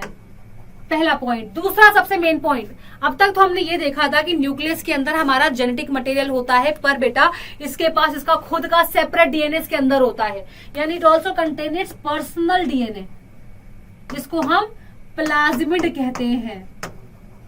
Why plasmid? Circular single chromosome, एक ही क्रोमोसोम होता है इसके पास, ठीक है। तो यहाँ पे इसका दूसरा पॉइंट आ गया, ऑन डीएनए, खुद का डीएनए इसके पास, इसको माइटोकॉन्ड्रियल डीएनए भी बोलते हैं। थर्ड एंड लास्ट पॉइंट, इसके पास इसके पर्सनल राइबोसोम भी होते हैं। भाई क्या कर रहा है ये आदमी नहीं है, सॉरी। तो it contains it's ribosome also. ये हो गया थर्ड मेन पॉइंट। तो इसके स्ट्रक्चर में तीन चीजें बहुत खास है, डबल मेम्ब्रेन है, खुद का डीएनए है, और खुद के राइबोसोम है, यानी खुद से प्रोटीन भी बना सकता है, खुद को रेप्लिकेट, खुद को डुप्लीकेट भी कर सकता है, क्योंकि इसका खुद का डीएनए इसके पास है, और डबल मेम्ब्रेन भी है। क्या आपको नहीं लगता कि इतनी सारी खूबियों के साथ इसको अकेला रहना चाहिए था? साइंटिस्ट को भी यही लगता है। तो बेटा जी इसके पास जो जो चीजें हैं ये प्रूफ करती हैं कि एक जमाने पहले शायद ये एक सेपरेट ऑर्गेनिज्म था, जैसे कि बैक्टीरिया होता है, क्योंकि बैक्टीरिया के अंदर भी यही चीजें होती हैं, खुद की मेम्ब्रेन है ना, उसके पास राइबोसोम था, देखा था ना प्रोकैरियोटिक सेल, राइबोसोम था उसके पास, इसके पास भी राइबोसोम है, इसके पास खुद का डीएनए है, जैसे कि बैक्टीरिया के पास खुद का डीएनए होता है न्यूक्लियाइड रीजन में। तो सब चीजें तो है इसके पास। अगर हम इसको सेल से बाहर भी निकाल दे तब भी ये जी सकता है, खुद को रेप्लिकेट कर सकता है, खुद के लिए प्रोटीन्स बनाकर सर्वाइव कर सकता है।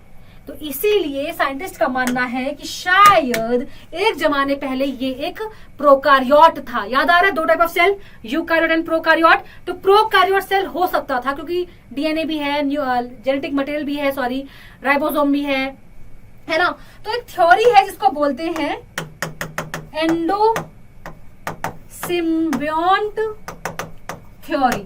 एंडो सिम्बियोंट थ्योरी, इस थ्योरी का मानना यही है कि mitochondria was once separate living prokaryote, जो समहाउ हमारे बॉडी में आया और हमारे सेल का एक खास बनकर सेल में ही रह गया, बहुत पसंद आ गया उसको, है ना। तो ये हमारे सेल का ही पार्ट बनकर इवॉल्व कर गया। आज हमारे सेल का खुद का पर्सनल पार्ट है, पर हो सकता है कि पहले कभी ये क्या था, एक प्रोकारियोट था। ठीक है जी, तो माइटोकॉन्ड्रिया का फाइनल हो गया क्या क्या है। अच्छा हाँ, एक और चीज, ये जो आपको कॉइलिंग दिख रही है इसको हम क्रिस्टे कहते हैं। तो जो अंदर वाली मेम्ब्रेन है ये दिस इनर मेम्ब्रेन ये फोल्डेड है, तो इस फोल्डिंग को हम क्रिस्टे कहते हैं, जो कि बेसिकली क्या कर रहा है, सरफेस एरिया इंक्रीज कर रहा है ताकि ज्यादा रेस्पिरेशन हो, ज्यादा एनर्जी बने। एनर्जी किस फॉर्म में बनती है, एटीपी फॉर्म में बनती है, एडिनोसाइन ट्राइफॉस्फेट, इसी फॉर्म में एनर्जी बनती है और स्टोर होती है। It's a energy currency of the cell. Okay, ये सब मैंने आपको पढ़ा दिया, सब डन हो चुका है।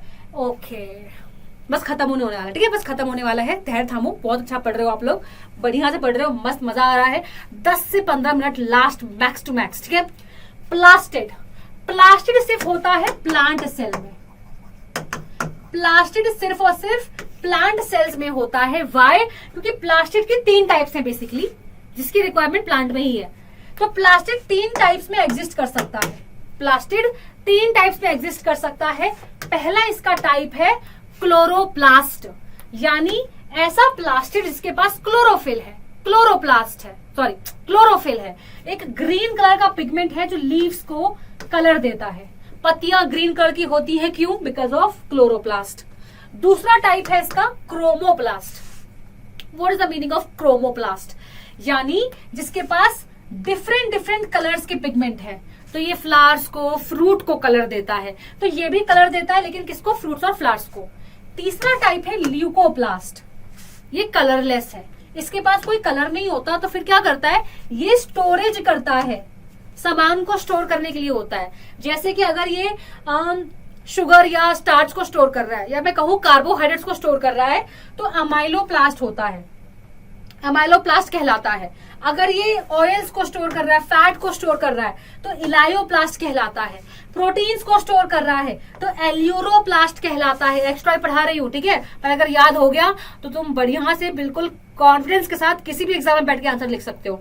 ये बहुत अच्छा पढ़ा दिया मैंने तुमको, ठीक है। अमाइलो, एलायो एंड एलिरो। एलिरो मतलब प्रोटीन्स के लिए होता है, इलायो मतलब ऑयल्स के लिए, और अमाइलो मतलब कार्बोहाइड्रेट्स के लिए, ठीक है। तो इसीलिए प्लास्टिड सिर्फ प्लांट्स में होता है, और इसके 3 टाइप्स होते हैं, 3 टाइप्स में एग्जिस्ट करता है। नाउ बूम, एक और बहुत प्यारी इंफॉर्मेशन जो तुमको तुरंत याद हो जाएगी। देखो, मैंने अभी जो चीजें पढ़ाई थी आपको माइटोकॉन्ड्रिया के लिए, याद आ रहा है कुछ? मैं वो सब कॉपी पेस्ट करना चाहूंगी। क्यों? क्योंकि सेम चीजें क्लोरोप्लास्ट में भी होती हैं। क्या क्या? डबल मेम्ब्रेन, इसके पास भी खुद की 2 मेम्ब्रेन है, इसके पास भी खुद का डीएनए है, और इसके पास भी खुद के राइबोसोम है। तो आप देख सकते हैं कि माइटोकॉन्ड्रिया अकेला नहीं है। माइटोकॉन्ड्रिया के साथ, जैसे माइटोकॉन्ड्रिया में 3 चीजें खास थी, वैसे ही क्लोरोप्लास्ट, प्लास्टिड में भी 3 चीजें खास होती हैं। और इसीलिए मैं यहाँ पे ऐड करना चाहूंगी कि एंडोसिम्बियन थ्योरी सिर्फ माइटोकॉन्ड्रिया नहीं बल्कि क्लोरोप्लास्ट के लिए भी दी गई थी।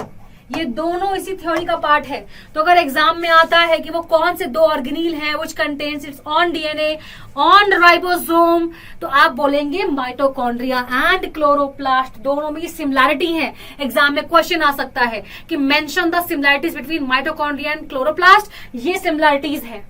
बस एक चीज खास याद रखना कि माइटोकॉन्ड्रिया एनिमल में भी होता है, प्लांट में भी होता है, पर क्लोरोप्लास्ट या प्लास्टिड सिर्फ हमारे प्लांट्स में होता है, हम में नहीं होता, ठीक है जी। सो ये था आपका माइटोकॉन्ड्रिया। ये लास्ट ऑर्गेनील जो बचा है दैट इज वैक्यूल। लास्ट है बेटा जी, एकदम वैक्यूल। आप मान लो ये किसी घर का स्टोरेज हाउस है, लाइक स्टोर रूम है। हमारे घर में स्टोर रूम होता है ना, कुछ भी एक्स्ट्रा है, काम का नहीं है, फालतू है, स्टोर कर दो, यही है वो। तो वैक्यूल्स जो होते हैं ये क्या करते हैं, प्लांट के केस में जितना भी एक्स्ट्रा सेल सैप होता है, एक्स्ट्रा वाटर, एक्स्ट्रा मिनरल, सब स्टोर कर लेते हैं। तो प्लांट के केस में इनका साइज भी बड़ा होता है। फॉर एग्जांपल अगर ये प्लांट सेल है, ये उसकी सेल वॉल है, ठीक है, तो वैक्यूल इतना बड़ा होता है, लगभग 70 से 90% एरिया कवर करता है प्लांट सेल का। आप सोच लो कितना बड़ा है। इस वजह से न्यूक्लियस बेचारा कॉर्नर में हो जाता है, अदरवाइज न्यूक्लियस हमेशा बीच में होता है। नॉर्मली न्यूक्लियस का कहाँ होता है लोकेशन, बीच में, पर प्लांट सेल में कॉर्नर में। क्यों? बिकॉज ऑफ वैक्यूल का बड़ा स्ट्रक्चर। पर एनिमल सेल में ऐसा नहीं है। एनिमल सेल में वैक्यूल या तो बहुत छोटा होता है या एब्सेंट होता है ही नहीं है। हमारे सेल्स में, एनिमल सेल्स में नहीं होता, होगा तो छोटा होगा, पर प्लांट में बड़ा सा होता है क्योंकि बहुत काम है, बहुत सारा वाटर एंड सैप स्टोर करना होता है। ठीक है, ओके, तो ये था आपका क्या, storage house, that is vacuole. Also बेटा अगर ये पानी स्टोर करेगा तो कुछ प्रेशर भी डालेगा सेल वॉल की तरफ, उस प्रेशर को हम कहते हैं टर्गर प्रेशर। क्योंकि अगर कोई चीज पानी स्टोर करती है तो प्रेशर भी तो आता है, एक पाइप है उसमें से पानी जा रहा है, पानी बहुत हाई स्पीड में है तो पाइप के फटने के चांसेस होते हैं, यानी कि प्रेशर जा रहा है पाइप की वॉल पे। वैसा ही जब ये बहुत पानी भर लेता है तो ये भी सेल वॉल्स की तरफ एक प्रेशर डालता है, टर्गर प्रेशर, जिसको अपोज करती है सेल वॉल और इक्वल एंड अपोजिट प्रेशर इसको भी देती है, तभी सेल का शेप मेंटेन रहता है। अगर सिर्फ अकेला यही प्रेशर डालता बाहर की तरफ तो सेल फट जाता, पर सेल वॉल भी इसको प्रेशर देता है इक्वल एंड अपोजिट, ताकि सेल का शेप बना रहे।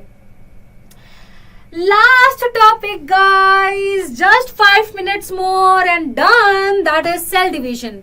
ये नया टॉपिक आपकी इसमें इंक्लूड किया गया है, नॉट नया पर इसमें कुछ चीजें एक्स्ट्रा इंक्लूड की गई है नई एनसीईआरटी में। तो देखिए, पहली चीज होता क्या है कि नॉर्मली हमारे बॉडी में कोई भी सेल डिवाइड करेगा। What is the meaning of division? Cell division यानी एक सेल से नया सेल बनना। अब खुद सोचो यार, तुम लोग इतने बड़े हो गए हो, तुम्हारे बॉडी में ट्रिलियंस ऑफ सेल्स हैं, कहां से आए? एक सेल डिवाइड करके नया बना रहा है तभी तो आ रहे हैं। अगर सेल डिवाइड ही ना करते तो कहां से आते नए सेल? तो हर एक सेल डिवाइड करता है, हर सेल डिवाइड करके नए सेल्स बना रहा है। नहीं करेगा तो हम ग्रो नहीं करेंगे। हमें चोट लग गई, उसको कौन रिप्लेस कर रहा है? नए सेल्स रिप्लेस कर रहे हैं। कहां से आ रहे हैं? सेल डिवीजन से आ रहे हैं। तो सेल डिवीजन की सबसे खास बात यह होती है कि इनको पता होता है कब उनको रुकना है। अब ऐसे तो सेल डिवाइड करता रहेगा ना यार, सेल को कैसे पता कि रुक जाओ, मत डिवाइड करो? तो इस प्रॉपर्टी को बोलते हैं contact inhibition. This property is called contact inhibition. Let me write here. What is the meaning of contact inhibition? ये नया टॉपिक आपके एनसीईआरटी का है, inhibition, which means कि जब कोई सेल दूसरे सेल को टच कर जाता है डिवाइड करते करते, वो रुक जाता है, उसे मालूम चल जाता है कि बस हो गया।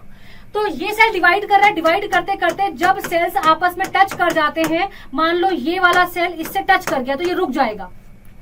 तो कॉन्टैक्ट इनहिबिशन, रुकना, कॉन्टैक्ट में आते ही सेल डिवाइड करना रुक जाते हैं। ये प्रॉपर्टी बहुत इंपॉर्टेंट है। अगर ये प्रॉपर्टी नहीं होती तो बेटा ट्यूमर हो जाता है। यानी अगर कोई सेल रुक ही नहीं रहा, डिवाइड करता जा रहा है, डिवाइड करता जा रहा है, डिवाइड करता जा रहा है, तो बेटा उसी एरिया में ट्यूमर बन जाएगा। एक ऐसा ग्रुप ऑफ सेल बन जाएगा जो कि ट्यूमर है। एक ही एरिया में बहुत सारे सेल्स बढ़ रहे हैं जो कि क्या करेंगे, हमारे बॉडी का एक्सेसिव न्यूट्रिशन एक ही जगह पे लेकर जाएंगे, हार्मफुल ना। फिर अगर वो मान लो कोई डेंजरस ट्यूमर है, मैलिग्नेंट ट्यूमर तो नॉर्मल होते हैं, एक होते हैं जो टूट कर जहां भी जाएंगे वहां भी ट्यूमर बना देंगे। Very bad, very bad. एक होता है बिनाइन, एक होता है मैलिग्नेंट, बहुत ही खतरनाक होते हैं, जहां जहां बह के जाएंगे वहां वहां नया ट्यूमर बना देंगे, राइट। तो इसीलिए ट्यूमर बनना नहीं चाहिए। तो ट्यूमर को बचाने के लिए कौन कोशिश, लाइक ट्यूमर से हम कैसे नॉर्मली बच रहे हैं? Because of contact inhibition. ठीक है, तो uncontrolled division of cell can lead to formation of tumour. अगर कोई सेल रुक ही नहीं रहा, अनकंट्रोलेबली डिवाइड करता जा रहा है, तो ट्यूमर बन जाएगा। तो रुकता कैसे है? कॉन्टैक्ट इनहिबिशन से रुकता है, that's it. Okay guys, the last topic from my side, that is cell division के टाइप्स क्या होते हैं। सेल डिवाइड कर रहा है ना, बट कैसे कर रहा है? तो सेल डिवाइड कर सकता है 2 टाइप से। एकदम लास्ट टॉपिक है ये हमारा, 2 से 3 मिनट का सिर्फ। तो 2 टाइप से सेल डिवाइड कर सकता है। एक कहलाता है मियोसिस, एक कहलाता है माइटोसिस। ये 2 टाइप्स ऑफ सेल डिवीजन है। यानी अगर कोई सेल डिवाइड कर रहा है तो उसके पास 2 ऑप्शन होते हैं डिवाइड करने के, या वो इससे करेगा या इससे करेगा। फर्क क्या है दोनों में? तो हम यहां पर आते हैं। ये हमारे बॉडी का एक नॉर्मल डिवीजन है जो हर एक सेल करता है, इसीलिए हम इसको बोलते हैं इक्वेशनल डिवीजन। इक्वेशनल डिवीजन यानी हमारे बॉडी का कोई भी सेल तुम काउंट कर लो, RBC, WBC, nerve cell, any cell, skin cell, कोई भी सेल हो, हर एक सेल ये करता है, माइटोसिस करता है। यानी एक सेल डिवाइड होके 2 नए सेल बना देता है। अगर इसमें क्रोमोसोम का नंबर 46 था तो इसमें भी 46 क्रोमोसोम आएंगे, इसमें भी 46 क्रोमोसोम आएंगे। What is chromosome? वही जो न्यूक्लियस के अंदर थे। हमारे ह्यूमंस के केस में टोटल 46 क्रोमोसोम होते हैं, यानी वो वाले स्ट्रक्चर याद आ रहा है, ये बनाया था ना मैंने। तो इस तरह के हमारे पास 46 होते हैं क्रोमोसोम। ठीक है, ह्यूमंस का लिखा है मैंने। तो जो नए सेल्स बनेंगे उसमें भी 46 ही होंगे। तो ये काम क्या आता है, इसका इंपॉर्टेंस क्या है? तो इसका इंपॉर्टेंस है कि हमारे बॉडी में ग्रोथ, डेवलपमेंट में हेल्प करता है।